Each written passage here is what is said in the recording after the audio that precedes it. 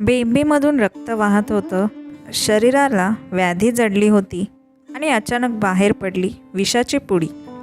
कोणी केला होता हा कपट प्रयोग आणि कशी वाचली बाळाप्पांची प्राणज्योत? जाणून घ्या सद्गुरूंच्या अद्भुत कृपेची ही रोमांचकारी कथा. आज आपण स्वामीचरित्र सारामृत अध्याय 12 ऐकणार आहोत. श्री गणेशाय नमः. जगाचा उद्धार करण्यासाठी आणि पृथ्वीवरील भार हलका करण्यासाठी परमेश्वर वेळोवेळी विविध अवतार धारण करतो. भक्तांच्या रक्षणासाठीच अक्कलकोट इथे श्री दत्तांनी यतिरूप धारण करून अवतार घेतला, तो म्हणजे स्वामी समर्थ. मागील अध्यायात सांगितल्याप्रमाणे बाळाप्पा अक्कलकोटला आले. त्या पवित्र नगरीला पाहून त्यांचे मन आनंदाने भरून गेले. त्या दिवशी स्वामी खास बागेत होते आणि तिथे मोठी यात्रा भरली होती. लोकांची खूप गर्दी झाली होती. गर्दी पाहून बाळाप्पाला वाटले, या इतक्या गर्दीत मला स्वामींचे दर्शन कसे मिळणार? पण त्यांनी मनाशी ठरवले, स्वामींचे दर्शन घेतल्याशिवाय आज मी अन्न ग्रहण करणार नाही. दर्शनाची तीव्र इच्छा मनात ठेवून त्यांनी हातात खडीसाखर घेतली आणि गर्दीतून पुढे जात स्वामींच्या जवळ पोहोचले. स्वामींची अजानुबाहू प्रसन्न आणि तेजस्वी मूर्ती पाहताच बाळाप्पा धावत गेले आणि त्यांनी स्वामींचे चरण घट्ट पकडले. त्यांचा कंठ दाटून आला.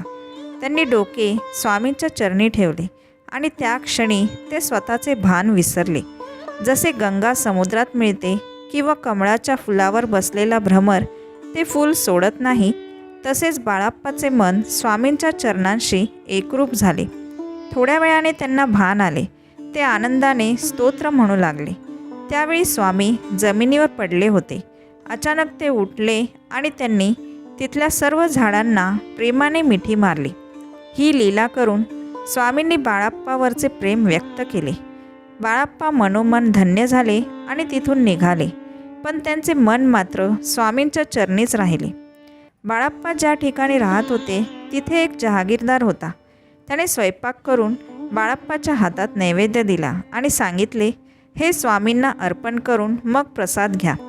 बाळाप्पा स्वामींकडे निघाले, पण वाटेत कळले की स्वामी राजाच्या मंदिरात आहेत आणि राजाच्या आज्ञेशिवाय तिथे कुणालाही प्रवेश नाही. हे ऐकून बाळाप्पा खिन्न झाले. त्यांनी परत घरी जाऊन नैवेद्य अर्पण केला आणि मग भोजन केले. बाळाप्पा दररोज पहाटे उठत, स्नान संध्या करून ते स्वामींचे दर्शन घेत आणि जप करीत. त्यांचे उपास्य दैवत भगवान शंकर होते, म्हणून ते दररोज शंकराची पूजा करत. नंतर ते स्वामींच्या चरणी मस्तक ठेवत आणि भिक्षेसाठी माधुकरी मागायला जात. जितकी भाजी भाकरी मिळेल त्याने ते समाधानाने पोट भरत. अशी साधी जीवनशैली ठेवून ते अक्कलकोटमध्ये राहत होते. स्वामींच्या सेवेत चोळाप्पा आणि इतर अनेक सेवेकरी होते. त्यात सुंदराबाई मुख्य होती. बाळाप्पालाही स्वामींची सेवा करायची इच्छा होती. एके दिवशी सुंदराबाईंनी त्यांना सेवेत सहभागी होण्याची परवानगी दिली. बाळाप्पा खूप आनंदी झाले. त्यांना वाटले की सद्गुरू सेवेने त्यांचा जन्म धन्य झाला. पण सुंदराबाईला वाटू लागले की स्वामी तिला जास्त प्रिय आहेत. या अहंकारामुळे ती इतरांना कमी लेखू लागली. त्यामुळे सेवकांमध्ये भांडणे सुरू झाली आणि सेवेची व्यवस्था बिघडू लागली. बाळाप्पाने हे पाहिले आणि समजूत घालून सर्वांना परत एकत्र केले. स्वामी कुठेही असले तरी पूजा आरतीसाठी लागणारे सर्व साहित्य बाळाप्पा तयार ठेवत. कधी स्वामी जंगलात राहायला गेले तरी बाळाप्पा तिथेही पूजा आणि आरती नियमित करीत. काही दिवसांनी बाळाप्पाला गंभीर आजार झाला. त्यांच्या बेंबीमधून रक्त वाहू लागले आणि ते खूप त्रस्त झाले. थोड्या दिवसांनी त्यांच्या बेंबीमधून कागदाची एक पुडी बाहेर पडली. ती उघडल्यावर त्यात विष असल्याचे दिसले.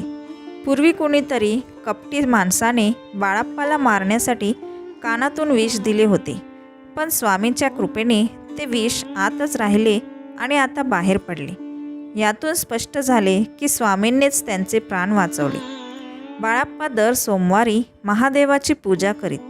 हे पाहून सुंदराबाईंनी स्वामींना सांगितले की बाळाप्पाला शंकर पूजा थांबवायला सांगा. स्वामींनी बाळाप्पाला तसे सांगितले. पण बाळाप्पाला शंका आली की ही आज्ञा खरोखर स्वामींचीच आहे का. म्हणून त्यांनी 2 चिठ्ठ्या लिहिल्या. एका चिठ्ठीवर पूजा करावी आणि दुसऱ्या चिठ्ठीवर पूजा करू नये असे लिहिले. ज्या चिठ्ठीवर पूजा करू नये असे आले ती त्यांनी स्वामींची आज्ञा मानली.